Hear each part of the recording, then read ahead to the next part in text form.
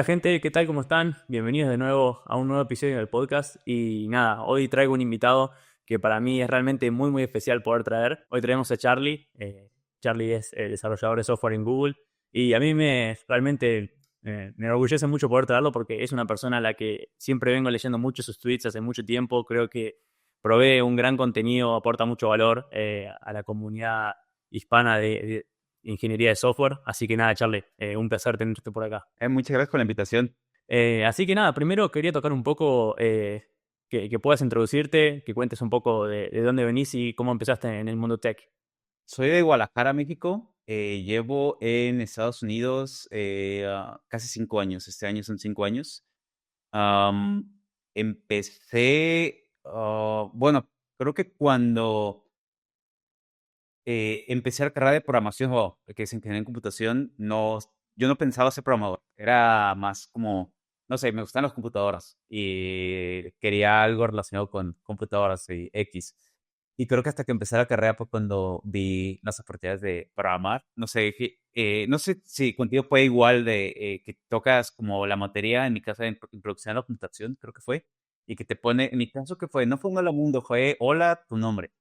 Y ese código para mí como que me abrió los ojos de, no, es tan interesante cómo la computadora dijo mi nombre, ¿no? Y, o sea, es algo bien sencillo, tal vez ahorita que no lo ve, que es guardar una variable e imprimirla, pero se me hizo bien increíble ver que estaba ocurriendo eso. Y eso me abrió los ojos para decir, oye, que me gustaría como saber más. Y eventualmente creo que la carrera de computación se divide en dos, que es hardware y software. Y al inicio que dime hardware, eventualmente pues me fue a la parte de software. Y creo que de ahí empezó como el camino, porque en la carrera me tocó mucho Java. Am, yo no quería ser, o bueno, yo no sabía que estaba web development. Empecé mi primer trabajo era Java, pero por la parte de Android. Luego, por amigos, me recomendaron a una startup, de ahí fue JavaScript mucho tiempo. Empecé a usarlo con AngularJS y eventualmente salté a C++, o sea, Google fue por C++.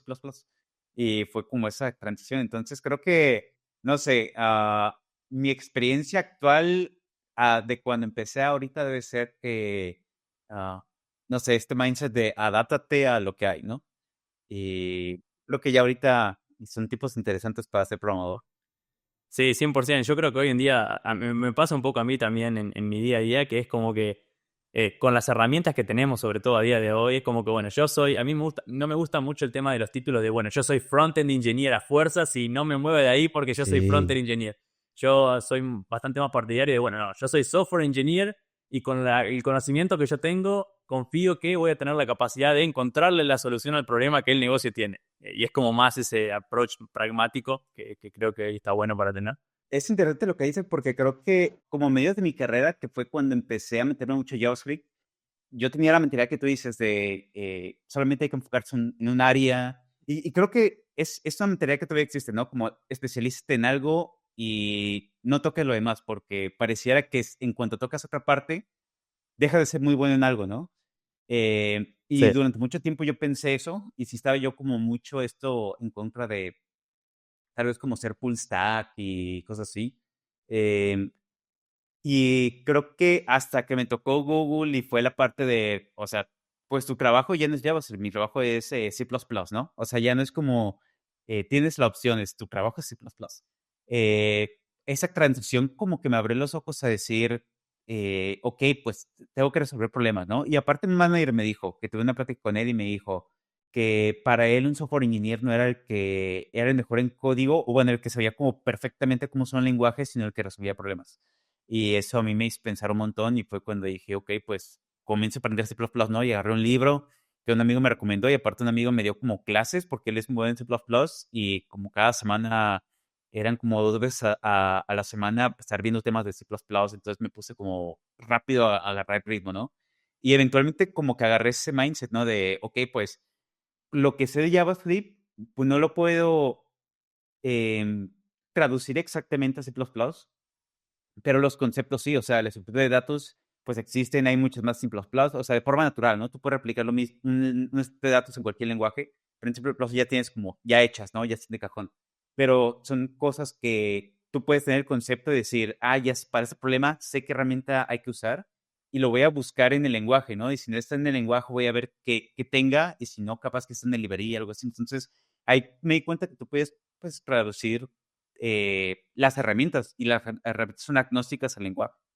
Y creo que eso te ayuda más a estar como viendo cuál es el problema que quieres resolver en lugar de solamente irte pues, al lenguaje. Y creo que eventualmente, o sea, es muy bueno saber lenguajes de programación y dominarlos, porque eso te facilita ser más rápido, pero si eres capaz de saltar entre lenguajes y los ves como herramientas, si uno se pone a ver que en un trabajo uno es un recurso, y si solamente dominas un lenguaje de programación y digamos que solamente soy frontend, y de repente en tu equipo hay mucha carga de tareas de backend, ¿qué vas a hacer ahí, no? O sea, va a ser un Claro. recurso congelado.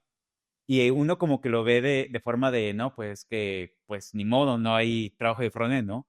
Pero pues al Linares estás cobrando por hora. O sea, al final tu salario, aunque tú no digas que cobres por hora, pues al final tienes ese costo, ¿no? Tú puedes traducir ese costo de tu salario, lo divides en horas y ya ves cuánto estás cobrando.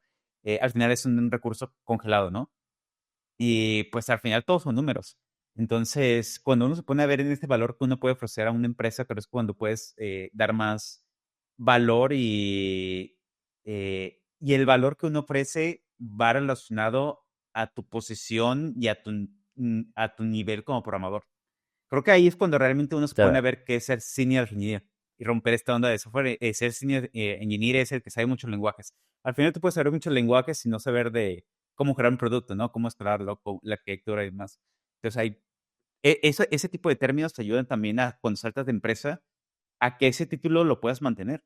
Porque tú puedes ser muy bueno en JavaScript y decir soy senior JavaScript, y esto entonces me hace ser senior, o bueno, senior engineer, y te vas a otra empresa y no puedes traducir ese título de senior JavaScript para otra cosa, ¿no? Y ahí es cuando comienzas tal Sí. vez a ponerte paredes en tu crecimiento. Sí, totalmente. Esto está bueno hablarlo. Yo creo que también hay como un poco de diferencia capaz en la comunidad latina se ve mucho más el título asociado al rol, digamos, ¿no?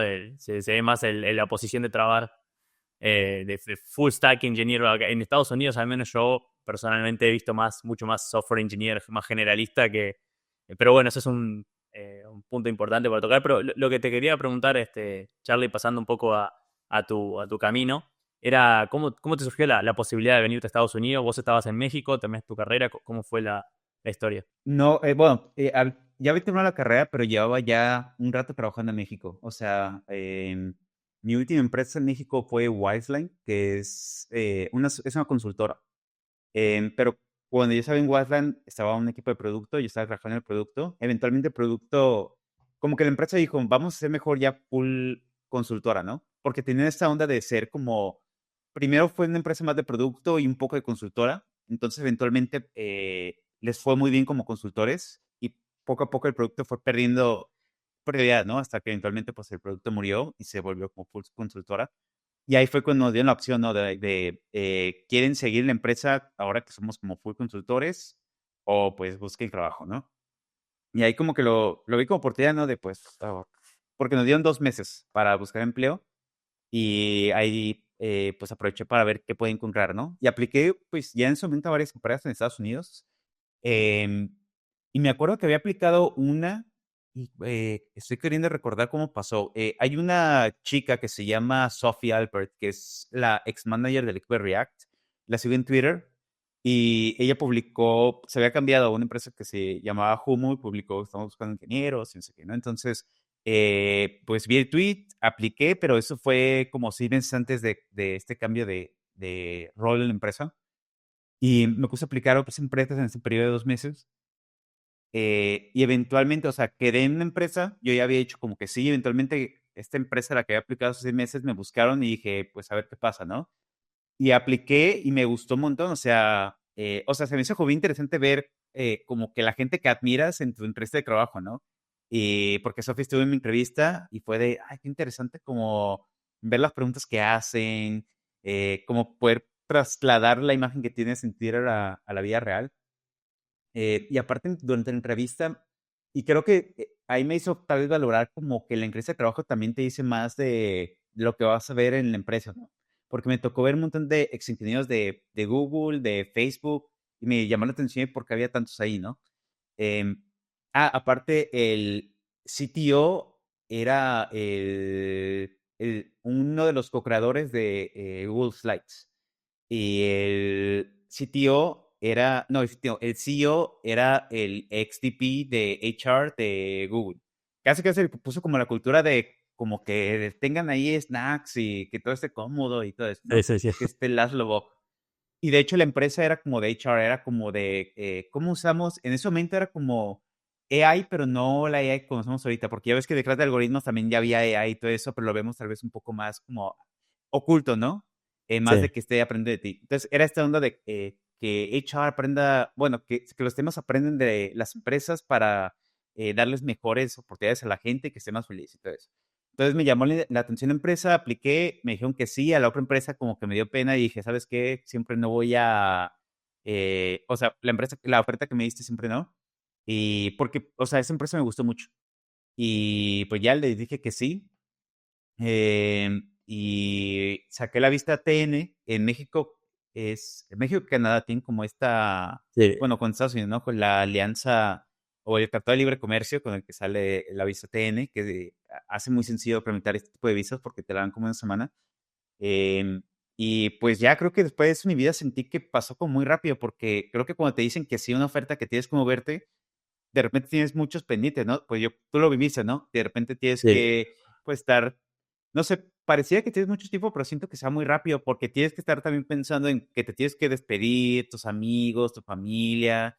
Y es extraño. Ahorita que lo veo como en retrospectiva es como raro porque, o sea, sí te estás despidiendo, pero tú estás con esa sensación de no sé qué vaya a pasar, puede que vuelva, puede que no. Entonces estás como, a ver qué pasa, ¿no? Pero realmente o sea, me hizo ver que es empezar de cero porque si dejas todo, y, o sea, tienes que crear tu cuenta de banco, tienes que sacar, aquí qué ay, no me acuerdo cómo se llama el documento, El Social el Security. Social Security. Ah, no sé, todas las cosas se me hacían como bien raras, o por ejemplo, cosas bien sencillas como cortarte el pelo, aprender cómo los términos que tienes que decir para cortarte el pelo, no sé, fue como empezar la vida de cero, ¿no? O Sí, también me acuerdo que cuando llegué a la nueva empresa, el primer día me dieron la plática, la de HR me dio la plática de cómo elegir un seguro. Y nunca en México me había tocado que me dieran una plática de eso porque casi siempre tienes un seguro, ¿no? O sea, tienes el seguro del gobierno, pero cuando te vas a una empresa más establecida, te dan como un seguro privado. Pero pues no estás pensando en opciones, cosas así, es como de, esta empresa existe y te da este beneficio, ¿no? Y ya ves que aquí tienes, creo que son tres opciones, ¿no? Que es PPO, sí, HMO, y ahí yo, no creo, FCA creo que es. Y me sí, sí, acuerdo que sí, sí. empezó esa plática y aparte, no sé si te relacionas con esto, pero ya cuando empiezas a escuchar inglés de forma muy casual, a mí el primer mes me dolía la cabeza porque sentía que tenía que traducir como que Claro, sí, todo, tenés que hacer me un lo mapping. decía. Sí, y era como, no, como que normalmente cuando yo hablaba inglés, pues yo podía tal vez estar lento porque voy haciendo lo que te es mapping en la cabeza, pero tienes tiempo, ¿no? O sea, se acaba tu junta de media hora y la vida sigue. Y acá están hablando y hablando y hablando y hablando, y llega un momento en que tu cabeza ya no puede con tanta conversión y eventualmente tienes que aprender a como que aceptar las palabras, ¿no? Como en español, no estás tú pensando constantemente la definición de cada palabra, sino que puedes agarrar el contexto y tal vez de una frase agarrar la idea y con eso eres feliz, ¿no? Y acá en Claro, inglés tienes que hacer lo mismo, ¿no? Tienes que agarrar de dos oraciones o tres el contexto y pues seguir como platicando. Entonces, esa plática se me hizo bien pesada. Luego, aparte de estar buscando DEPA y demás, pero creo que al final valió la pena. O sea, y aparte llegué acá en 2019 y final de 2019 y COVID empezó en marzo de 2020.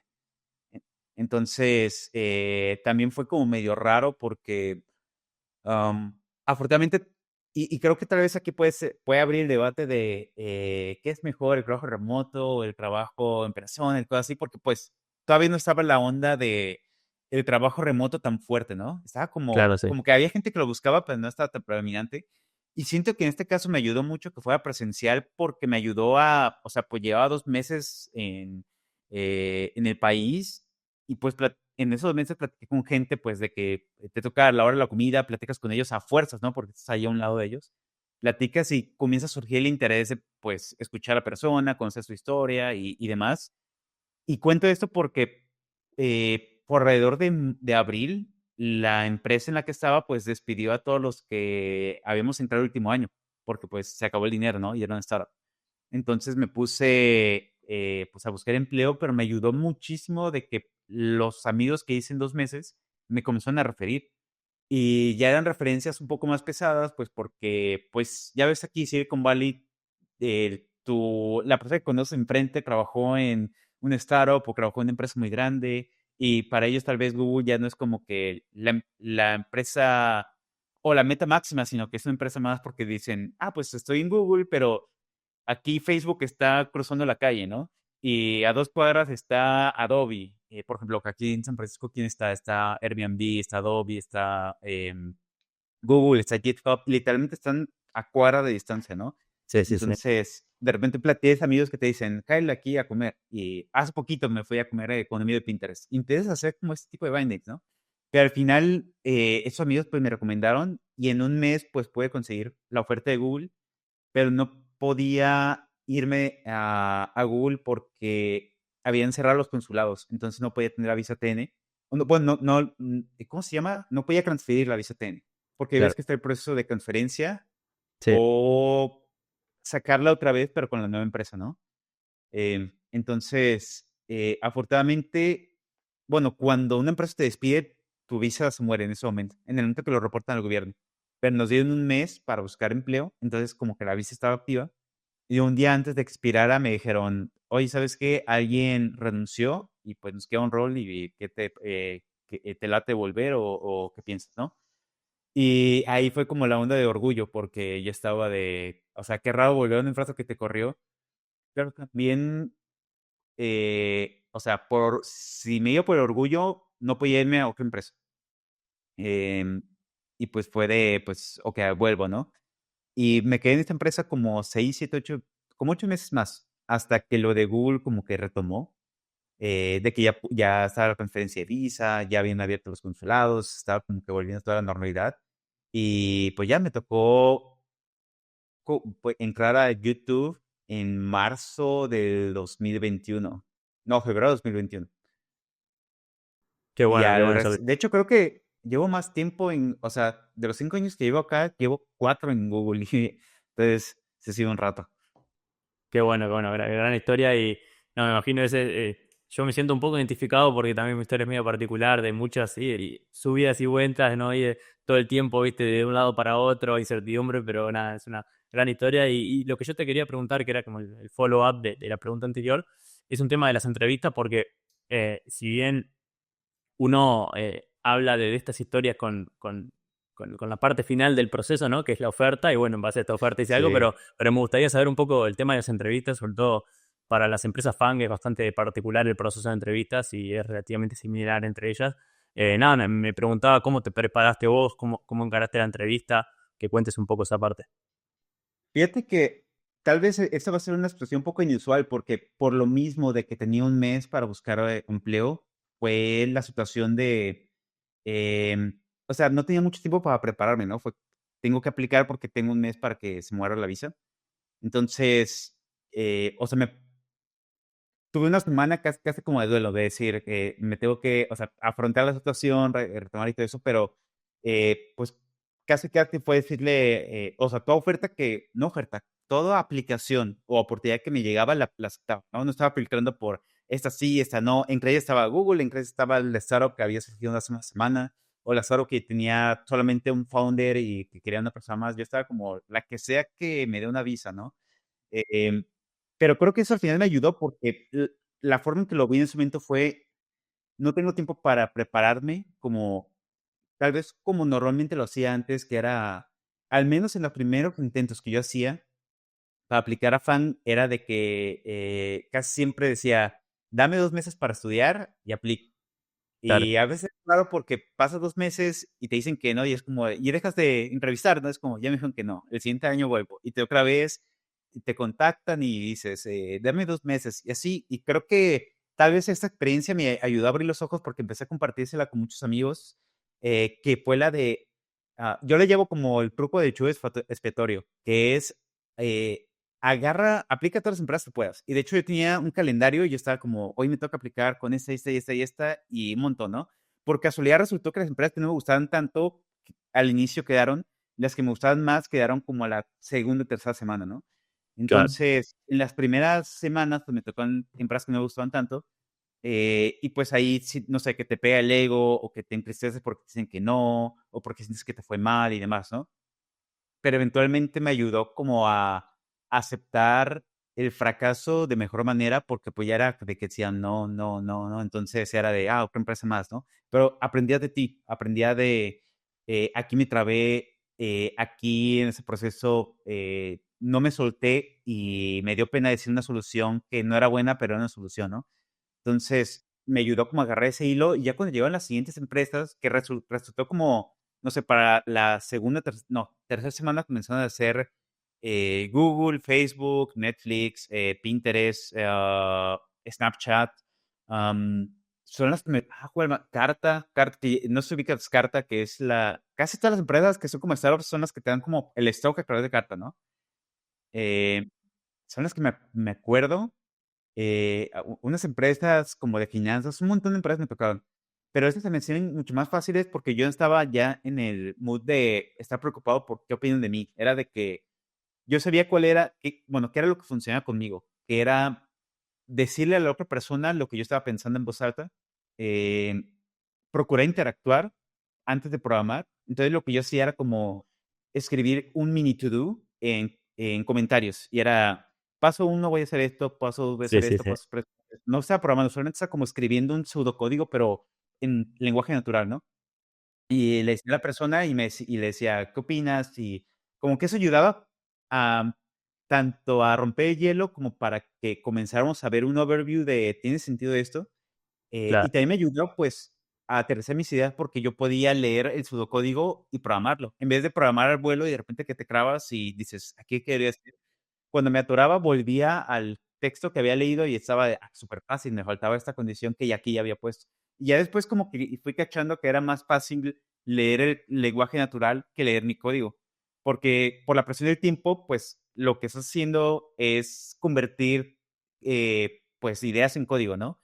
Pero si estás convirtiendo ideas a lenguaje normal, pues, al idioma que hablas, es muy fácil, pues, transcribirlo y aparte, considerando que no todos los entrevistadores saben los lenguajes que uno está usando, porque pues en la entrevista tú puedes usar el lenguaje que tú quieras. Entonces, como entrevistador no siempre sabes el lenguaje que van a usar, ¿no? Y podrías tú usar un lenguaje, no sé, Java, y la otra persona no sabe Java, solamente sabe C++, y ahí cómo te va a poder echar la mano, cómo te va a ayudar. Entonces, sentía que eso, al menos a mí me ayudaba y eventualmente pues la otra persona podía decirme qué tal, ¿no?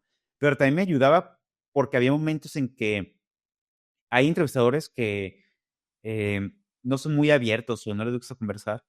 Entonces, a veces quedan en silencio, ¿no? Y es normal, o sea, algo que también aprendí es que una entrevista no define tu calidad como programador, porque se rige por muchas situaciones humanas. Puede ser que tú dormiste bien, puede ser que la otra persona se peleó con su pareja, y esas son situaciones que afectan el desempeño de una entrevista, ¿no? Entonces, como no está en tus manos, puede que te digan que no y no fue por tu habilidad, fue por que la otra persona hoy estaba tan de malas que cualquier persona que aplicara simplemente no iba a quedar, ¿no? Entonces, no, había momentos en que pues le preguntaba a la otra persona como qué opinas y demás, y a veces ni me contestaban, no parecía que ni siquiera estaban interesados en la entrevista, y yo estaba de, pues sigo en lo mío, ¿no? Y mi intención era llegar al final, mi intención siempre fue como, tengo que llegar a una solución. Y hasta me acuerdo que cuando ahí fue que me di cuenta que funcionaba como el proceso fue cuando apliqué, creo que fue a Clashen, em, y no creo que qué pregunta me hicieron, pero que implicaba Dynamic Programming. Y la verdad es que creo que cuando me toca practicar Dynamic Programming siempre me lo salto porque siento que tienes que cachar patrones y demás para saber qué tal, pero se me hace bien difícil. Entonces, como que dije, ese no es mi fuerte, voy a enfocarme en mi fuerte porque tengo poco tiempo, ¿no? Y me acuerdo que vi la entrevista, vi el ejercicio y dije, o sea, se ve bien obvio que es de Night Program, pero no, o sea, no, o sea, no se me ocurre cómo, ¿no? Y le dije, ¿sabes qué? Sé que esto es con Dynamic Programming, pero pues no se me da muy bien, entonces lo voy a hacer de una forma que va a estar bien fea, pero va a funcionar. Y me dijo, a ver, dale. Y programé y sí, que era como un Ford dentro de Ford, o sea, estaba súper feo, pero lo corrimos y funcionaba, ¿no? El problema de todo eso es que ya ves que casi siempre hay una pregunta de follow-up, y a qué, ok, metamos como este caso, y casi siempre cuando te desvías de la situación del mejor approach, pues tu solución comienza a flaquear, ¿no? Entonces, ahí ya sabía que el trade-off del elegir una solución como tan con pinzas era de que no iba por escala. Pero al menos como lo que yo quería era, es mejor tener una solución que no tener nada. Y terminamos la entrevista y yo dije, me va a decir que no, pues porque yo sé que está fea, ¿no?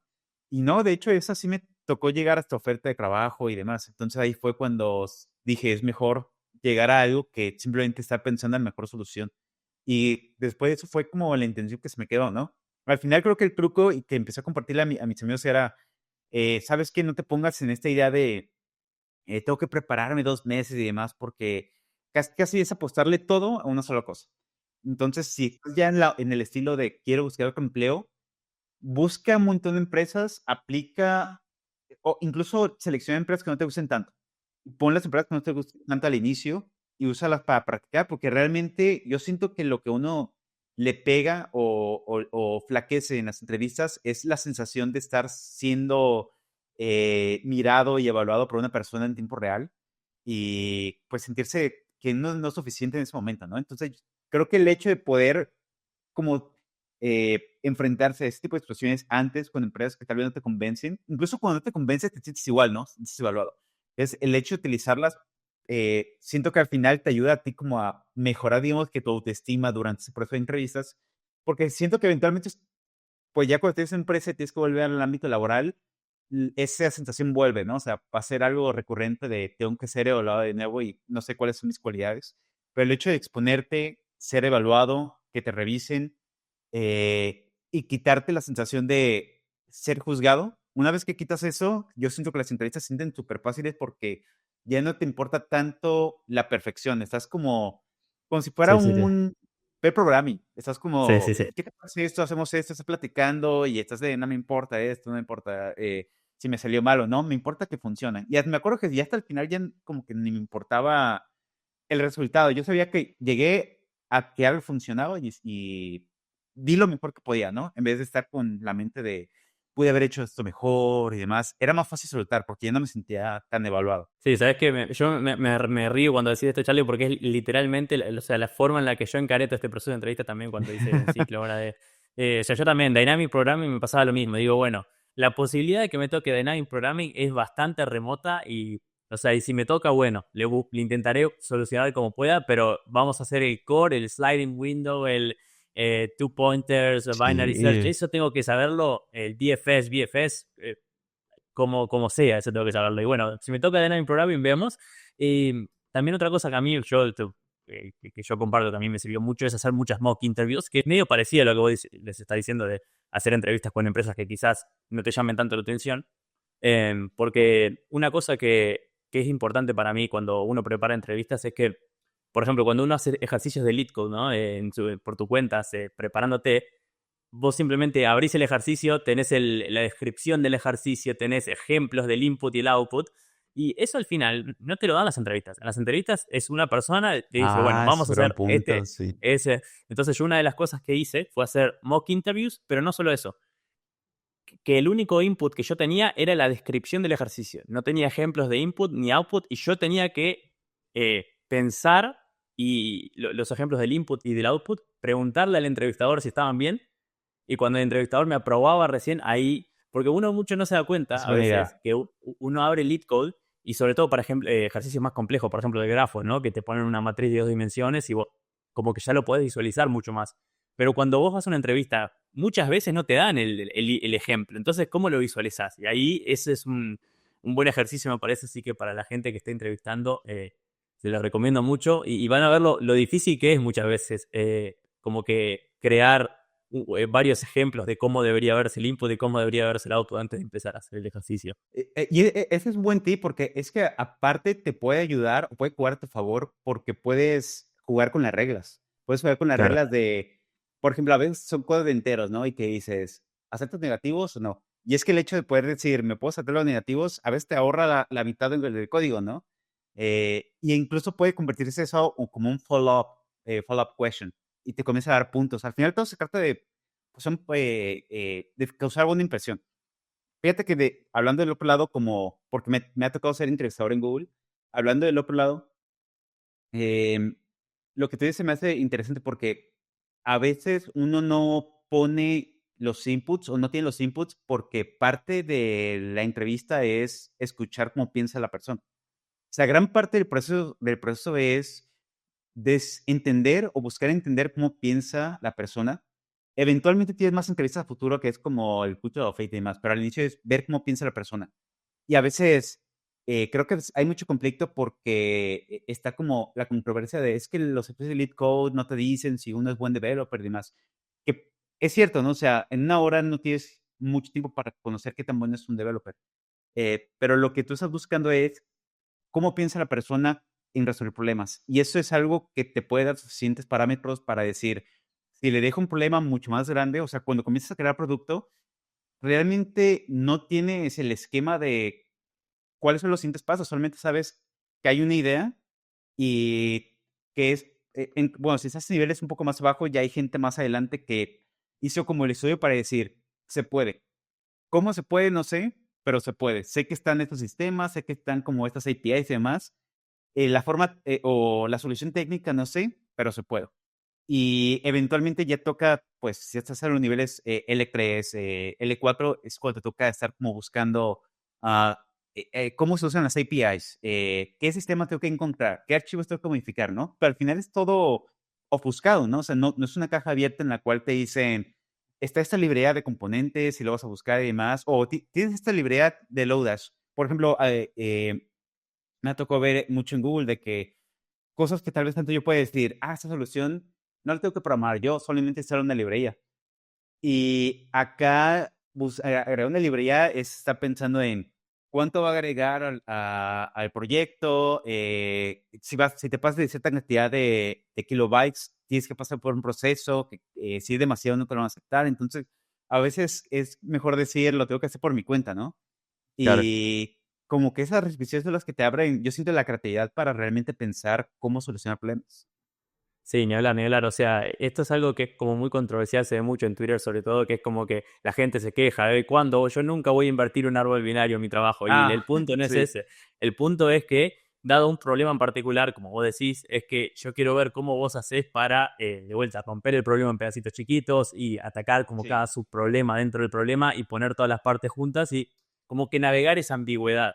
Eh, Se puede hacer de otra forma también, se puede hacer con un problema, no sé, también como de backend, de, bueno, dada esta API, ¿cómo haces para manipular la data de tal o tal forma? Pero el punto nunca fue invertir en un árbol binario, nunca fue que los test de lead code pasen. El punto es ese, lo que vos sí, decís, ¿no? sí. Es desarrollar ese como que problem solving skill, como se dice en inglés, y poder demostrar eso. Así que, nada, la verdad que creo que son grandes consejos, Charlie. Y nada, a mí me gustaría pasar un poco ahora a otra parte que es tu parte más profesional, con la parte de trabajar en Google y en YouTube sobre todo. Yo lo que te quiero preguntar un poco es, YouTube es posiblemente el sitio web con mayor tráfico que hay en Internet hoy. No estoy seguro, pero si tuviese que decir, me gustaría decir que debe estar entre los más visitados. Me gustaría que me cuentes un poco cómo es trabajar a esa escala de tráfico. Creo que cuando me di cuenta lo grande que era fue cuando corrí el primer experimento que me tocó, porque casi siempre cuando lanzas un feature no lo puedes lanzar así como, no sé, programar y que el mundo lo vea, ¿no?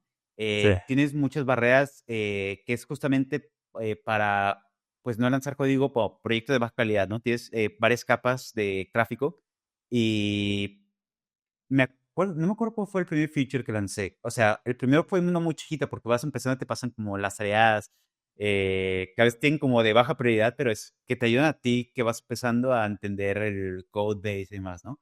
Pero me acuerdo que el feature que, ay, ahorita como pensando, creo que fue el de compartir capítulos. O sea, cuando abres como la lista de capítulos, pues te sale un botón de share. Bueno, para poder pasar a al lanzamiento primero tienes una fase que se llama experimentación. Y experimentación es dejar el proyecto o el feature a 1% de usuarios. Me acuerdo que cuando lo abría 1%, tenía no me acuerdo cómo se llama. Tienes que siempre como una persona que está asignada a ti, que es como tu compañero, ¿no? Eh, y me dijo, te estoy la 1%, que no me acuerdo cuánta gente era, no me acuerdo si eran como 10 millones de personas, 1 millón de personas. Y para mí fue como no, me dio miedo porque dije, no manches, es un montón de gente, ¿no? O sea, Sí, sí, sí. si algo sale mal, es como que un millón de personas lo van a ver y qué onda, ¿no? Y para ellos era como de X, ¿no? O sea, pues no pasa nada. Y para mí se me hizo como muy impresionante, como, o sea, creo que no, o sea, pensando como en retrospectiva, no recuerdo algún proyecto o alguna empresa en la que pues, tuviera ese alcance, ¿no? O sea, que un pedazo de código tuviera ese alcance. Y pues ya me tocó como ir eventualmente como ir aprendiendo, pues, las etapas de lanzamiento, lo importante que son las métricas, o sea, y creo que eso no es tanto YouTube, creo que es todo Google. Me ha tocado leer muchos libros de Google, me gusta mucho leer de empresas en general, como historias, como la historia de Twitter, la historia de Google, la de YouTube. La de Google se rige mucho por, como matemáticas, y de hecho por el mero Sí, nombre de Google, es pura matemática. Y esto se refleja en que todo lo que tienes que demostrar es con números. Tú no puedes decir, es que esto parece que es más rápido o es que esto parece que es mejor. Es, ¿cómo me dices que es mejor? ¿No? O sea, ¿qué datos tienes para decirme que es mejor? claro. Y lo que tienes para decir que es mejor son los números. Los números te dicen si algo es más rápido, si algo le gusta más a los usuarios, porque fíjate que algo que me ha llamado mucho la atención es a veces cuando lanzamos features y que veo mucho en Twitter cosas o que a veces me etiquetan de este feature, ¿por qué lo pusieron? A nadie le gusta, lo odio, es que... Y tú ves los números y los números ves que la gente lo está usando más que lo que teníamos antes.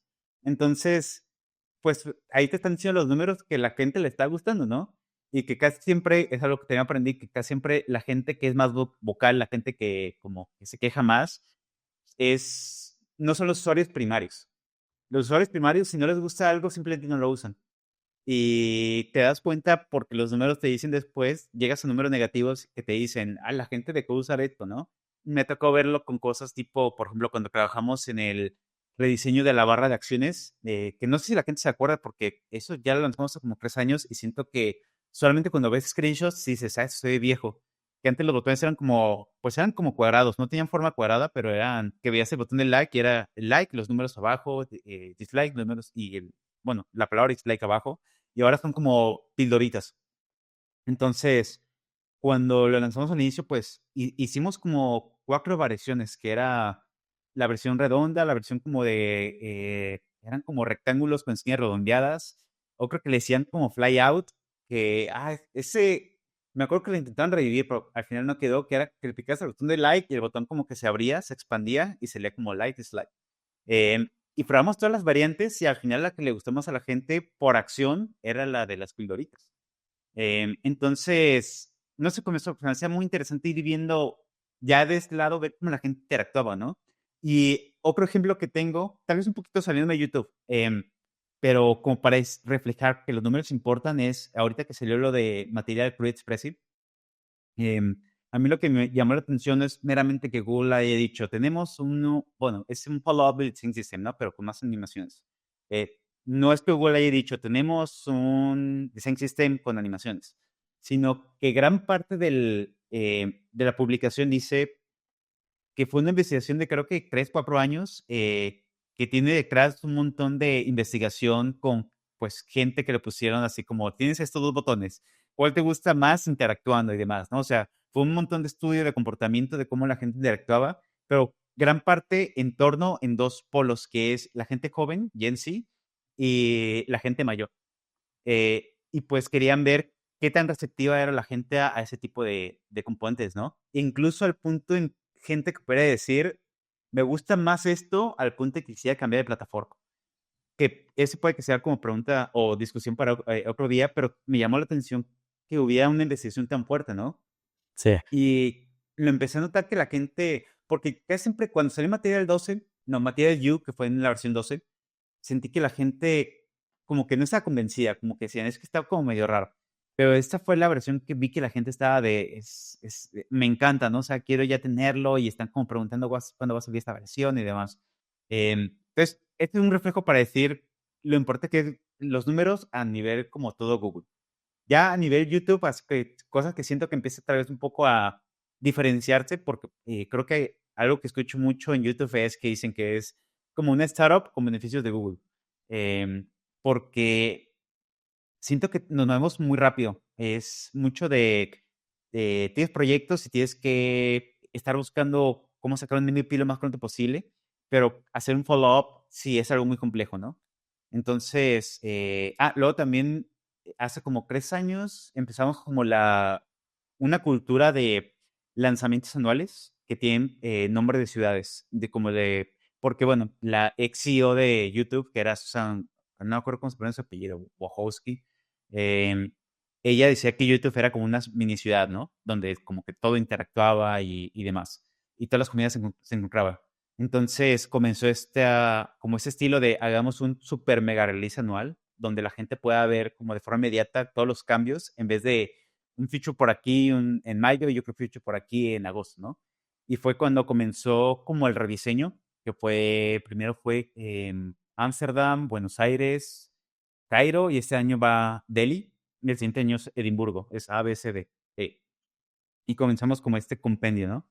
Y creo que, bueno, cuando yo entré fue un poquito antes de Ámsterdam, pero comenzó esta onda de comenzar a tener deadlines, que no son deadlines del tipo, como, no sé, como de otras empresas en las que he estado que te decían, para tal fecha tiene que salir y como esté, ¿no?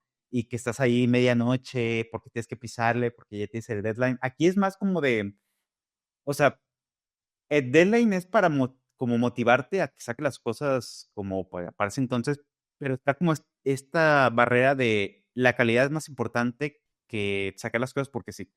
Claro. Entonces, hay muchas cosas que a veces ocurren como, no sé, que un framework interno que estás usando no funciona bien, entonces los números te dicen que lanzar la aplicación o lanzar el nuevo feature, la aplicación crashea, entonces no por lanzarlo porque sí vas a hacer que la gente no pueda usar la aplicación, ¿no? Em, o me ha tocado, por ejemplo, cuando metimos la animación de YouTube, la del botón de like, notábamos que los celulares de Android de bajos recursos tronaban cuando corría la animación.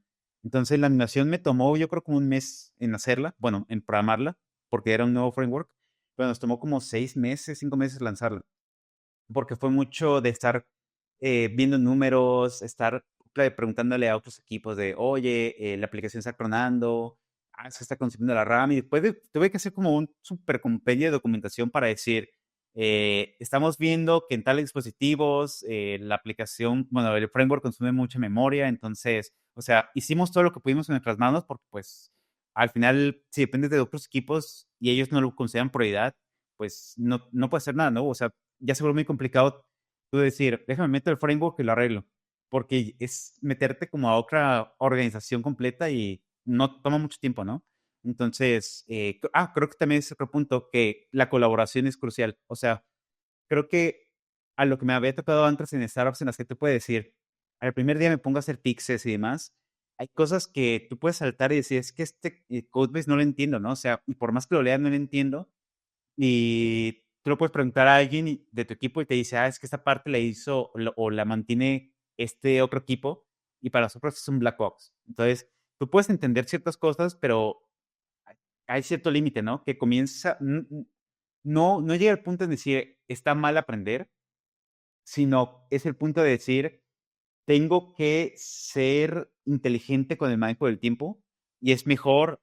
Existe una onda aquí que creo que es a nivel de Google, ay, no recuerdo cómo se llama, pero es cuando haces peticiones a otro equipo una vez cada cuarto para que prioricen bugs y tú le puedes decir, ¿sabes qué?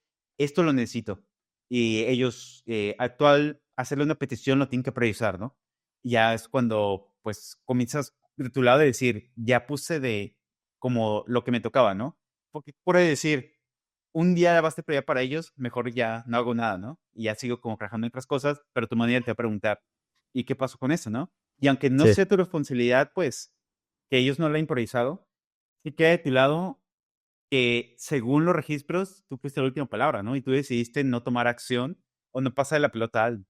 Entonces también comienza este aprendizaje de tienes que documentar todo, tienes que escribir, o bueno, tienes que documentar antes de programar, porque documentar significa pensar antes de hacer las cosas, ¿no?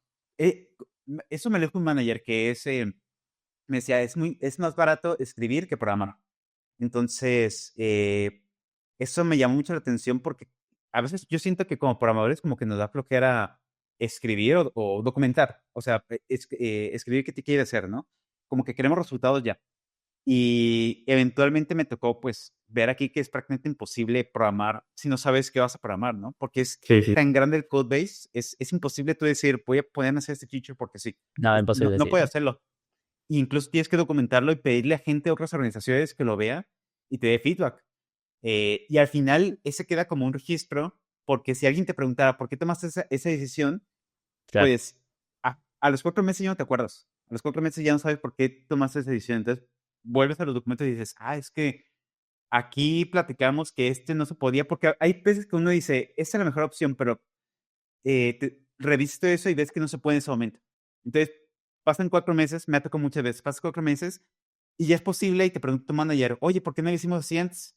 Y ya no te acuerdas, parecía que es un nuevo feature, pero tú no te acuerdas que ese feature no estaba hace 4 meses. Entonces, no puede, si no tienes los datos para poder decirle, es que hace 4 meses eso no se podía, pero ahora ya se puede. Entonces, por eso no tomamos esa decisión, por eso tomamos esta decisión y por eso aquí quedó documentado que yo pensé en esta decisión que tú me estás pidiendo ahorita, pero que no se pudo en ese entonces. Aquí está documentado el porqué. Y si quisieras que lo hiciéramos, pues lo podemos expresar ahora, ¿no? Entonces creo que también es algo de, también nivel Google, nivel YouTube, que la documentación es como o sea, al final la documentación es lo que mantiene eh, todas las acciones que tomamos. Y el código es solamente un resultado de ese tipo de decisiones. Al final, pues es que, y creo que ahorita que tenemos la AI se vuelve muy crucial esto porque, em, y yo lo veo como un beneficio que la gente esté como escribiendo tanto en los chats de ChatGPT, Gemini, lo que sea, porque al final están documentando, están dándole contexto. Y creo que al final respalda que, o sea, si uno escribe el design doc es contexto para leer. Claro. Entonces, lo que estamos escribiendo, y aparte, parte de los cursos o los libros que hay acerca de cómo usar mejor la AI, te dicen cómo tienes que escribir los prompts, y los prompts, como bien hechos, son súper larguísimos. O sea, es como de, tú tienes que hacer esto y no sé qué, y tienes que Sí, sí, tomar sí. este rol, lo que sea, y son textos enormes, no es un textito que dice, programe un checklist, ¿no? Son textos enormes. Que al final, si escribías un design doc, eso se lo podrías pasar y decirle, toma, este es mi contexto. Entonces, al final, Claro. creo que reitera que el core de la programación no es el código, sino pensar en solucionar problemas. Sí, totalmente. Y de hecho, a mí me pasa un poco eso de que a mí me sorprende un poco la escala y te hace pensar mucho. A ver, estoy una semana recién en Google, pero al ver un poco cómo funcionan los equipos, de hecho, a mí una de las cosas que me llamó la atención, uno de los equipos con los que yo había hablado primero, que al final no terminé entrando ahí, fue el equipo que integra Gemini en Workspace, ¿no? Que es lo que Google Docs, Google Sheets.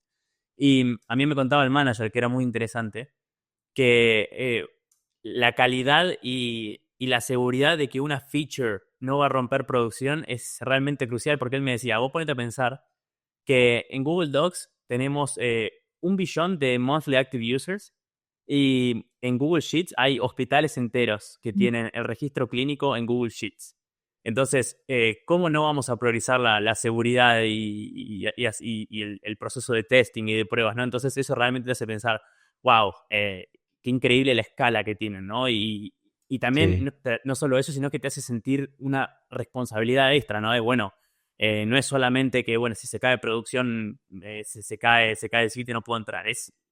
Afecta a las vidas de de las Sí. personas, del mundo es importante que el software esté arriba. Entonces, te cambia un poco, al menos a mí me cambió la manera un poco de ver y de encarar, ¿no? A la hora del desarrollo de software, bueno, sino que sentir la responsabilidad de, Sí. bueno, esto es realmente importante que salga bien y tiene que salir bien. Así que, sí, no, ni hablar. Hay una frase, no sé si tocó verla en el onboarding, porque hay dos onboarding, ya ves que es el onboarding con nivel Google y el onboarding de tu equipo. Creo que fue en el onboarding de Google cuando nos dijeron, o hay una lección como de los principios de Google, algo así, y es algo que creo que dice como respeta la oportunidad, algo así, Sí, sí, que la vi, la prácticamente lo vi. que te dice es, eso a mí como seguido pienso en eso, porque es, ok, o sea, tú no tienes acceso a la base de datos y no sé, que un niño te podía preguntar, oye, ¿me puedes rehabilitar mi cuenta de Gmail? Tú no tienes acceso a eso, ¿no? Ni siquiera Sí, tienes no, no. acceso a quién está viendo la información, todo está muy restringido. Pero sí tienes esa responsabilidad de decir, hice este feature y tú tienes a veces el control, pues, de comenzar a agarrar, tomar tráfico para tu experimento, ¿no?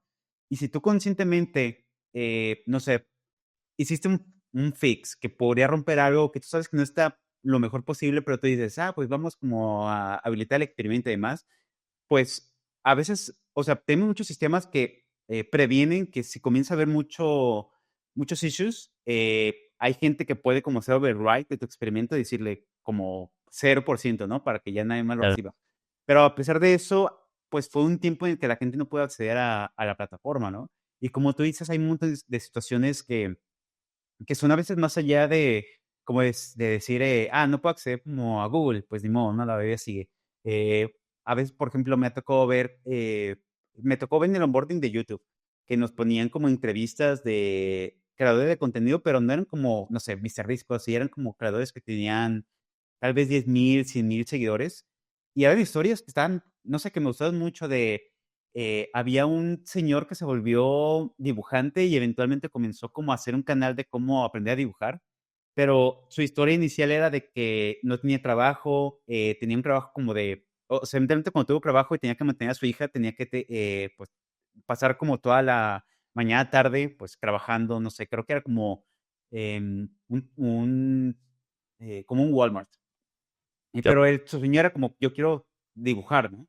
Entonces, en la noche se ponía a ver como video de YouTube de cómo aprender a dibujar, ¿no? Y eventualmente, cuando ya fue muy bueno, comenzó a hacer su canal y la gente le gustó el contenido y comenzó como pues, a seguirlo y al punto en que ya no tenía que seguir trabajando en Walmart, ya podía solamente vivir de YouTube, ¿no?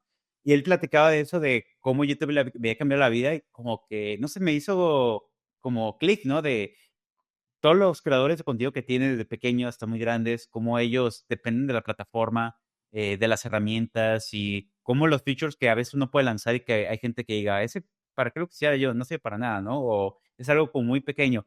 A veces impacta mucho más a cierto core de personas que sabemos que lo piden, ¿no? Y no sé, como que comienza a ver como esta oportunidad que tienes de cómo tu voz, o sea, que a veces, no sé, me toca escuchar que dicen, es que tu voz en una empresa muy grande ya no importa, ¿no? Pero me ha tocado ver en un montón de hackatones como un proyecto em, que tú sacas para un hackathon o una idea que tú propones en un proyecto, un feature que estás trabajando, resuena con la gente y dicen, oye, está interesante, hay que hacerlo realidad, ¿no? Y realidad en el sentido de hagamos un experimento y validemos que, pues, que lo que tú piensas que suena interesante, pues, resuene con la gente, ¿no? Y no eres tú convenciendo a la gente, eres tú mos- componiendo de tu experiencia y viendo cómo eso que tú agregaste, la gente sin conocerte comienza a interactuar con eso, ¿no? Y creo que es una sensación muy padre cuando comienzas a ver los números y ver los porcentajes, cómo incrementan, o cómo se quedan neutrales, porque incluso un cambio puede ser neutral y neutral es bueno. Neutral significa como que no se rompió nada, ¿no? Y a veces que no se rompa nada es bueno, no tienes que estar buscando números positivos. A veces hay cambios que solamente son positivos para el equipo de ingeniería, em, pero de alguna forma tú puedes incluso medir, ¿no? Aunque sea para ingeniería, tú puedes medir que tu forma de trabajar se volvió más rápida. O sea, para todo hay números. Y creo que es algo que me encanta mucho de Google porque siento que cambió mucho mi mentalidad a eh, cómo puedo justificar ciertas cosas que hago, ¿no? Y Claro. porque todo lo puedes medir. Y eso creo que comienza a traspasar cosas de tu vida. No al punto en que puedas decir como voy a dejar de hacer hobbies porque tengo que medirlos, Claro, pero sí claro. para decir, si quiero hacer esta cosa que me gusta, pero me siento desmotivado, ¿cómo puedo hacerlo, no? Y a veces medir la respuesta para encontrar motivación. Sí, no, no, es espectacular ahí cómo te cambia un poco la forma de pensar. Y no, yo creo que la verdad podríamos estar hablando todo el tiempo, ¿no? De experiencia de Google y YouTube, porque ahí es realmente un mundo de cosas, sí. Pero hay una parte que me gustaría tocar, Charlie, que es un poco, que es algo de que yo siempre lo veo que lo posteas en Twitter y a mí me gusta mucho, que es la parte un poco de eficiencia laboral, como más de hábitos.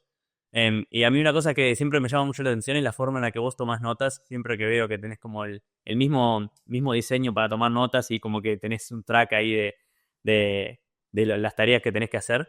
Así que nada, me gustaría que cuentes un poco cómo te organizas a la hora de trabajar, cómo haces para priorizar y cómo tomas notas y cualquier otra cosa que te gustaría comentar de esa parte. Creo que durante un tiempo, y bueno, creo que al final lo importante es agarrar como la herramienta que haga más sentido contigo, ¿no? Pero, por ejemplo, la herramienta que a mí me funcionó fue mucho como esas tablets que tienen tinta electrónica, porque lo que para mí era importante era algo que no me distrajera. Y yo sentía, bueno, todavía siento, ¿no? Cuando agarro un iPad, siento que tengo aplicaciones como YouTube, como TikTok, Instagram, pues que me llama la atención, ¿no? Que de repente yo estoy escribiendo algo y digo, voy a ver un video, así como rápido, ¿no? Y pues me distrae. Entonces, yo sabía que necesitaba algo que me impidiera hacer eso. Entonces, las tablets de electrónica para mí ayudaron un montón. Y luego lo siguiente fue como hacer un template que me ayudara como a poder decir, esto es importante y esto no es tan importante. Porque lo que no es importante en lo absoluto no debería estar en mi lista. Pero sí hay cosas que puedo decir, esto es muy importante, y esto es importante, pero no para hoy. Es importante para la semana, pero no para hoy. Y me gusta anotarlo porque si acabo mis tareas principales, podría tomar una de las que siguen en prioridad, ¿no? Entonces, lo que tengo en mi lista son como siempre son 3 tareas arriba, que son las de máxima prioridad, son las de hoy tengo que hacer esto sí o sí, ¿no? No estoy obligado a terminarlas hoy, pero tengo que tener un progreso en estas tareas. Entonces, a veces son tareas como tengo que revisar las métricas y ver, no sé, documentar cómo van. O tengo que acabar este feature y lanzar los PRs. O tengo que contactar, no sé, como que le doy largas a tener que platicar con alguien de otro equipo y son cosas como, tengo que poner la junta para hablar con esta persona, ¿no? Entonces, ese tipo de cosas que tal vez tu mente le quiere dar la vuelta son las que pongo como, tengo que hacer esto sí o sí. Y ya después son las tareas, de hecho, ahorita que estoy viendo como la tablet, son creo que como 3 tareas principales, son 5, sí, son 5 de no tan importantes. Y hasta abajo son notas, son como a veces cosas que pongo como, no sé, que hago diagramas y más, es como sección como para solamente tirar lo que está en mi cabeza, ¿no? Pero no son cosas que tengo que craquear, son cosas como, no sé, relacionado a estos puntos, esto es lo que tengo que hacer, ¿no? Y cada día busco reescribir eso. Y para mí es importante que puedas, bueno, que fuera la tablet porque tenía que escribir la mano. Lo que yo también como entendí de mí es que si yo hacía notas con tipo, no sé, como Notion o Google Keep o demás, el hecho de que fueran con teclado no se me quedaba en la cabeza. Entonces, Claro. yo tenía que apuntarlas, e incluso cada día era como crear las notas de cero, ¿no? O sea, yo decía, esta tarea la acabé, y al final del día tengo que reescribir las notas al día siguiente, para el día siguiente, ¿no? Para despertar, ver como qué tareas tengo y al final del día, pues hacer las notas del día siguiente. Esto era importante porque al estarlas escribiendo, yo me podía dar cuenta si había una tarea que estaba dándole largas y ya un momento en que me hartaba, ¿no? Decía, esta la volví a escribir como por quinta vez y ya me harté de Claro, claro. escribirla a la vez, subir prioridad para ya no volver a escribirla otra vez, ¿no? Y creo que eso me ayudaba un montón. Sobre todo creo que, am, bueno, antes de Google, y creo que podría decir que no por ser Google, sino por cómo ha estado caminando la ingeniería en los últimos años, am, algo que empecé a ver era que van llegando como más y más y más responsabilidades y eventualmente es imposible tener todo en la cabeza. Creo que el software se va volviendo más complejo en el sentido de que los codebases están creciendo a un ritmo pues rapidísimo. Y Sí. creo que ahorita con la inteligencia artificial crecen mucho más rápido porque tenemos herramientas que escupen código, ¿no? Sí. Entonces, se vuelve muy difícil como retener todo en la cabeza, ¿no? Y para mí era importante pues poder hacer como tracking de tengo que hacer esto, y sobre todo poder sacarlo de mi cabeza, porque el hecho de retenerlas en la mente se me hacía muy pesado. Tipo, por ejemplo, si tenía pendientes que acabé un viernes, pues tienes sábado y domingo en el que si no las guardas en ningún lado, las tienes que mantener en tu cabeza en el fin de semana, porque de otra forma se te van a olvidar y el lunes te vas a quedar en blanco, ¿no? Entonces, pues sí eran cosas que me pasaban, que el fin de semana tenía que estar como, no, que no se me olvide esto porque es importante, ¿no? Y este es de alta prioridad y tengo que tenerlas como, tengo que retenerlas. Y pues siento que al final como me perjudicaba porque incluso me ocurría de que, no sé, la noche, no, el tipo de caso, ¿no? Que está soñando con programación. Sí, Entonces, sí, sí. o sea, entiendo esa situación, entiendo que es un meme, pero creo que puede llegar a un punto en el que comienza a perjudicarte de que no descansas y pues al día siguiente no puedes programar bien porque no descansaste y se vuelve un ciclo, ¿no? Entonces, muchas cosas comienzan como a hacer caidita, que al final a mí lo que me funcionó fue escribirlas a mano y siento que eso, o sea, sí, o sea, yo comparo mi vida antes de escribir y después de escribir es un cambio total, ¿no? O sea, un cambio total de estar relajado, estar más tranquilo y casi es como mi día empieza a esta hora y voy a programar en cuanto abra la tablet para notas y mi día acaba en cuanto cierro las notas, ¿no? Y creo que esto me ayuda a hacer esa transición de ahora sí me toca trabajar, ahora sí me toca descansar y demás. Entonces, o sea, no digo que o sea, que todos vayan a comprar una tablet de tinta electrónica, pero sí pienso yo que escribir es fundamental. O sea, escribir a mano es fundamental. Creo que sí, creo que los temas como Notion, Google Keep, Apple Notes, creo que son buenos. Por ejemplo, yo los uso mucho cuando son como notas que me pueden servir para siempre. Tipo, por ejemplo, yo uso Google Keep en el trabajo y son como, no sé, que alguien me dio un tip de links que me pueden ayudar como para entrar directamente a cierta documentación o links que me pueden ayudar a buscar métricas, por ejemplo, ¿no? O no, a veces que me pasan tips de, ¿sabías que si corres este script puedes tener como ciertas cosas? Y eso tal cual lo pongo en Google Keep, porque son cosas Sí. que voy a utilizar constantemente y me ayuda como a catalogarlas y buscarlas.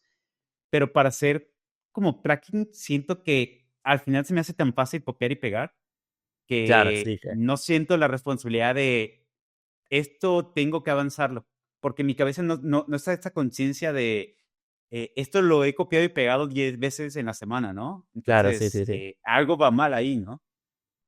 Sí, te hace concientizarlo mucho más. Cuando lo escribís es como que estás escribiendo, esto ya lo escribí. Entonces es como que cuando Y copias y pegas. te hartas de decir, otra vez volví a escribir. Y sobre todo cuando son tareas que son a veces muy largas, que me ha tocado que pongo la tarea y a veces pongo como side steps para decir, como cosas que Claro. no quiero que se me olviden y que tengo que volver a hacerlo al día siguiente es de, no manches, tengo que volver a hacer esto. Y la tercera vez tengo que volver a escribir un side step y te quedas de, no, o sea, ya no puede pasar esto, ya me harté, tengo que, hoy tal vez solamente voy a acabar una tarea, pero va a ser esa tarea que me tiene harto, ¿no?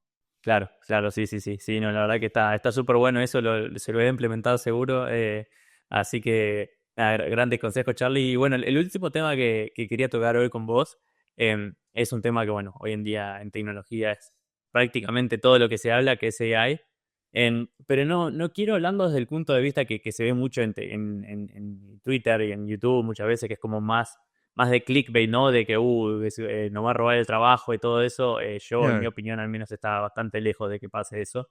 Pero yo te quería preguntar un poco, o sea, ¿qué tanto vos sentís que ha impactado en tu trabajo? En el sentido de vuelta, como más, ¿qué cosas te ha ayudado a automatizar? ¿Qué cosas quizás gracias al AI tenés que dedicarle más tiempo que antes? Porque bueno, no todo es color de rosas, ¿no? Pero me gustaría que cuentes un poco en tu día a día qué tanto ha impactado. Bueno, para automatizar siento que para el trabajo, nada. O sea, sí, no me ha tocado automatizar nada. Me ha tocado, o bueno, lo que sí uso mucho es, ¿cuál sería como la versión de afuera? Hay una herramienta interna que se llama Doki, que es un chat que está entrenada con la documentación interna. Entonces, digamos que hay dos herramientas, ¿no? Que es el Google Search interno, que sería MoMA, y el Doki, que no sé si sea como el Gemini o demás, pero digamos que es un Gemini entrenado con Google, cosas de Google. Entonces, eso sí lo uso, yo creo que diario, porque a veces, o sea, internamente está Jax, que es Stack Overflow. Sí. No sé, el buscador de siempre para, pues, buscar cosas puntuales. Están Boganizer, que sería como el GitHub Issues. Entonces, están esas herramientas, pero están separadas. Y Doki a mí me gusta porque tú le puedes preguntar algo de, oye, ¿cómo puedo, no sé, eh, en usar tal componente o cómo podría agregar accesibilidad a tal cosa, ¿no? Y busca en la documentación interna y incluso Design Docs y Google Docs internos y demás y te da la respuesta, pero te da los links aparte para decirte, y aquí están como esta información en concreto, también está la información como del Stack Overflow interno, y entonces eso me ayuda mucho para estar como pues súper rápido, ¿no? En vez de yo estar Claro. como buscando link por link y no, esta no es la respuesta, no, esta no es la respuesta, o a veces que llegas, como Stack Overflow, que llegas como a la pregunta que fue hecha pero no tiene respuesta, ¿no? Y estás de, Sí, oh, sí, sí. no, tengo que estar como buscando. Entonces, Doki me ha ayudado un montón para esas cosas. para código creo que me ayuda también. Aquí no sería Dockit, sería, no sé si ya lo has usado, pero es como el cursor interno, que sería Cider B, Sí, sí, sí. con el modo agente, que es cursor, Sí, sí, sí. pero es entrenado con Google, ¿no? Entonces, creo que tiene como estas dos cosas en que escribes código y que te sale, le llaman ghost text, ¿no? Que es como el texto, ya ves, como Sí. gris, Como y que Blur, presionas sí. Tab. Sí, presionas Tab y dices sí. Eso me ha gustado muchísimo porque, no sabes, como que hay funciones que no te acuerdas. Y más allá de decir, son funciones de C++, son funciones el framework interno de Google, ¿no? Sí, sí, sí. Entonces, pues, no te sabes todo lo... Y aparte los frameworks aquí mm, cambian, bueno, no cambian, se actualizan muy seguido. Entonces, es bien común estar viendo que esta función ya está deprecada, no sé qué, que la puedes usar, pero te sale un error cuando abres el PR que te dice, esto no lo debes usar, pero si lo quieres usar, tienes que poner como este flag que dice como, sí, yo soy consciente de que no lo debo usar, y como que empieza a poner como esta culpa de, no, tengo que invertir el tiempo a hacer las cosas bien, ¿no? Entonces, como para eso cosas sí me hace muy, muy cómodo. Pero tiene también el CDRB, que es como el Cursor Composer, que tú le puedes como decir, oye, pues quiero hacer esto, mi contexto son esos archivos, y tiene el modo como código, que es pues, nada más poner fragmentos de código, y está el modo tareas complejas, que es, comienza como a investigar de los documentos y comienza a ayudarte como a crear el código. Entonces, al final, creo que ahí es cuando más realzo la idea de que, eh, pues, programación o software engineer va más a la parte de cómo crear arquitecturas, no tanto programar. Porque Sí, gran parte de lo que me toca estar como proveyendo cuando me toca hacer, y no es como que diga, todo el día me lo paso en el chat, ¿no? De preguntarle cosas. Es más como cosas puntuales que digo, ay, ahorita me atoré en esto, ¿cómo podré hacerle? O esto no compila, ¿qué me faltará? Un header o algo así. Pues le preguntas y ya te dice, ah, mira, sí te falta este header. Y son cosas que por ello investigar, pero que es mucho más rápido que este chat me conteste en un minuto y ya siga trabajando, en vez de yo es pasar media hora investigando entre varios documentos a ver qué pasó, ¿no? Em, para las cosas cuando le veo como un montón de valor, y de vez en cuando, muy pocas veces me ha tocado como para fragmentos de código, o sea, y esto lo he platicado con otros amigos en el trabajo, me ha tocado que cuando lo usamos para fragmentos grandes de código, tienes como esta capacidad de, igual que Cider, de Cursor, que te pone fragmentos y le dices, esto sí, esto no, esto sí, esto no. claro. Eh, Casi siempre me toca como decir que no a todo lo que me propone, pero me da como la idea, al estar diciendo que no, de qué podría hacer, ¿no? Entonces, siento, y eso me ha tocado también verlo en Cursor, y creo que como gran parte de esto del vibe coding, que gran parte del código no está optimizado, Sí, pero funciona. O sea, si sí, yo sí, le sí. dijera a Sadir como, sí, sí, sí, sí, todo esto está cool, funciona. Pero yo ya sé que como voy a pasar por un proceso de revisión de código, me va a decir como esto qué onda, por qué está haciendo como esta Sí, sí, declaración, sí. por qué estas funciones. Y ni siquiera es como que diga, ah, es que me preocupa que el código corra punto un milisegundo más rápido. Es que tú lo ves y dices, algo no está bien. Sí, sí, sí. Eh, y lo que sí me toca ver aquí es que las buenas prácticas importan. Entonces, el hecho de decir, esto no está bien, o sea, ¿de qué me sirve solamente lanzar el código si al final no lo voy a poder leer, ¿no? Claro, sí, sí, Y sí. No. si después mi siguiente dependencia es estarle preguntando al chat, explícame este código porque no lo puedo leer porque ya no lo entiendo, Claro, comienzas a tener no. como, como un ciclo de código, creo código que no puedo entender, por lo tanto le pregunto a la IA que me explique el código que no puedo entender, y comienza ese ciclo Sí, en el sí, que el sí. código se vuelve inmantenible, y ya el código mantenible pues ya ni siquiera lo puedes escalar.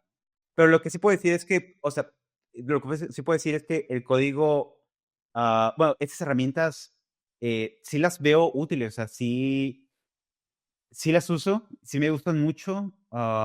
Creo que lo que te digo, como el chat, creo que es el que más le saco el jugo. Incluso como en side projects, los chats son los que más es como que me ayudan. Pero creo que gran parte también del codebase de Google, creo que tal vez a veces no aplica como tanto que sea como automatización. Donde sí he visto cosas que me han impresionado un montón es, y yo creo que lo vas a ver cuando comience a abrir PRs, está como un lintern, que es el de revisión con AI. Y lo que hace no es reemplazar a la persona, porque no llega, o sea, me ha tocado las revisiones que te hace pues, el team, y a veces dices, ¿de dónde saca la gente como este conocimiento de saber las buenas prácticas más recientes del código de Google, ¿no? O sea, hay gente Claro. que se saben las últimas cosas que acaban de sacar, ¿no? Y este sistema no hace eso, pero sí te dice cosas que son como errores simples que son útiles de reparar. Tipo Claro, como esta variable no la estás mutando, pues hazla immutable. claro, O estás haciendo un ciclo, pero esa variable no la estás usando, pues borra esa variable, ¿no? O este ciclo no lo necesitas, mejor reemplázalo con esta función de iteración. Son cosas, y te dice no me acuerdo, como AI Lint o no sé qué, te dice esos tips que la gente puede ver y a veces ellos te dicen, oye, este tip me gustó, aplícalo, ¿no? Y ya como que tú quedas con esta onda de tanto la AI como un humano dijeron que debía hacer esto, lo voy a hacer, ¿no? Entonces, claro. esas cosas me hacen muy prácticas, ¿no? Y también me ha tocado de vez en cuando, como para cosas bien tediosas. No acuerdo una vez, tenía que convertir, creo que bueno, aquí es puro usar los protobuffers, y tenía que convertir un protobuffer a un enum de C++. Y era un protobuffer, pero estaba enorme, era muchísimo. Y pues ahí sí fue bien fácil como de pasarle a Gemini, tengo este protobuffer, conviértelo en un C++, que yo podría hacer, o sea, yo sé cómo hacerlo, ¿no? Pero era una tarea bien manual y bien tediosa, o sea, ahí no era como que iba a brillar por la calidad del código, bueno, no por la calidad del código, sino por mis máximos conocimientos de C++, ¿no? Era un enum. Entonces se me hizo bien fácil, pues nomás decirle, pásalo a esto, conviértelo a esto, y al final quedó, pues, era una conversión de que como 50 enums. Entonces, súper rápido, copiar, pegar, obtener, resultarlo y volver a pegar, ¿no? Entonces, creo que en esas tareas tediosas y manuales es cuando veo que la AI brilla un montón. Estoy de acuerdo contigo, como que el hype está muy fuerte, y creo que lo que yo procuro decir a la gente es, a ver, escuchar de dónde viene el hype, ¿no? Cuando el Claro. hype viene de un CEO que te dice, por ejemplo, el de Cloud y el de Nvidia, creo que son como los más ruidosos Sí, de, eh, es que la AI va a reemplazar a los ingenieros y no sé qué. El de OpenAI creo que de vez en cuando, pero no tanto. Pero el de Cloud sí lo veo que siempre ha estado como sí, con lo siempre mismo estás. de, no, es que ya lo va a reemplazar, y pues tienes que ver, pues una empresa que se dedica solamente a AI, o sea, e ella eventualmente van a abrirse a la bolsa. Ahorita su valor es especulativo, entonces, pues tienen que ir subiendo la evaluación, ¿no? Porque eventualmente tienen que seguir a la siguiente ronda de evaluación, Claro, y el valor se va a regir en la especulación, ¿no? En qué tan deseosos van a ser para los que van a invertir, ¿no? Entonces, si ellos te dijeran sin hype de no, no va a reemplazar a los ingenieros, va a ser un compañero de programación y demás, pues, qué emoción hay ahí, ¿no? Qué emoción hay sí, en sí, decirle sí, a la gente de que va a ser tu compañero de programación. Pero, por ejemplo, me ha gustado mucho lo que ha hecho Microsoft nombrando a Copilot como, pues, tal cual, como un copiloto, ¿no? O sea, sí, dejando el título Copilot, ay, no creo que se llama, Satya. Satya ha sido muy puntual en decir, en el branding, en que la AI es un partner de programación, ¿no? Y eso lo veo muy fuerte, o sea, incluso conforme mejoraba la AI, siento que se ve muy, muy buena en autocompletar cosas, pero sí, sí, muy sí. mala en escalar. Y digo como en escalar, o sea, no de que tu proyecto está listo para 1 millón de personas, es escalar tipo, ya pasé de 10 archivos. Es súper rápido, comienza como a hacerse muy espagueti, muy, Sí, no sí, sé, como sí. el código muy imantenible. Y pues creo que por ejemplo, Microsoft pues, le importa mucho lo del AI, también Google le importa mucho lo de AI, pero tanto Sundar como Satya me ha tocado ver como, sobre todo Sundar, que Sí, lo ayer o escuché, antier lo salió escuché. como una entrevista, ya ves que decía que el siguiente año iban a seguir contratando un montón, ¿no? Sí, sí, sí. Pues va mucho esto de que, o sea, la AI lo veo mucho, y me ha tocado ver mucha gente que lo puede decir, que es como un autocompletado muy, muy, muy bueno. Y, o sea, sí lo veo, y es muy bueno, pero eso te ayuda a sacar ideas más rápido, pero no lo veo como, o sea, incluso en un solo archivo, no lo veo como una herramienta que te pueda decir, toma, aquí está, olvídate de este código, nunca más lo vas a volver a ver. Incluso a pesar de que el código, lo he visto en bueno, varias personas que comentan esto, que el código es más un pasivo, más que un activo, porque es algo que vas desechando, que tienes que Sí, ir cambiando y demás. Entonces, es cierto, el código es un pasivo, pero pues en ese tiempo del pasivo, si solamente va creciendo de forma desmesurada, sin control, eventualmente se va a convertir en un gasto, ¿no? Que se va a volver muy caro, pues, y no saber qué hacer con ese pedazo de código. Entonces, ahí creo que comienza esta parte muy puntual del, tal vez, del ser humano de decir, esto está bien, esto está mal, déjame lo corrijo. Y es cuando tal vez tú comienzas a, pues, ser como un partner del código, ¿no? De estas Sí, sí, chats sí. de AI para decirles, vas bien, vas por aquí, no tomaste en cuenta esto. Tal vez como el truco este del patito de hule, que le vas preguntando cosas, Sí, pero el patito de hule sí programa esta vez, ¿no? claro, sí, sí, sí. Es como que da la sensación de que las empresas invierten, obviamente, en tu capacidad para programar, pero como en tu judgment, ¿no? De saber juzgar qué es lo que está bien, qué está bien, cuáles son las buenas prácticas, qué son las cosas que realmente importan para, bueno, navegar a esa AI o mismo vos, cuando podías tener buenas prácticas. Así que sí, Charlie, la verdad que yo estoy 100% de acuerdo. Creo que es de las definiciones o la forma de describir AI que más de acuerdo he estado que la que mejor he escuchado, así que nada, tremendo, tremendo escucharlo. Así que nada, Charlie, la verdad que creo que fue un podcast súper, súper interesante, hay muchísimas cosas que la gente se puede llevar. Así que nada, agradecerte de corazón por venir y por tomarte el tiempo. Así que nada, para mí es un placer haber charlado con vos. Igualmente, muchas gracias por la invitación. Así que les voy a dejar las redes sociales mías y de Charlie en la descripción. Les recomiendo mucho seguirlo en Twitter. A mí me encantan las cosas que él sube, así que te lo recomiendo mucho. Y bueno, gracias a todos por ver el video. Si les gustó, por favor denle me gusta, suscríbanse y compártanlo. Así este video puede llegarle a más personas. Y nos vemos en el próximo podcast.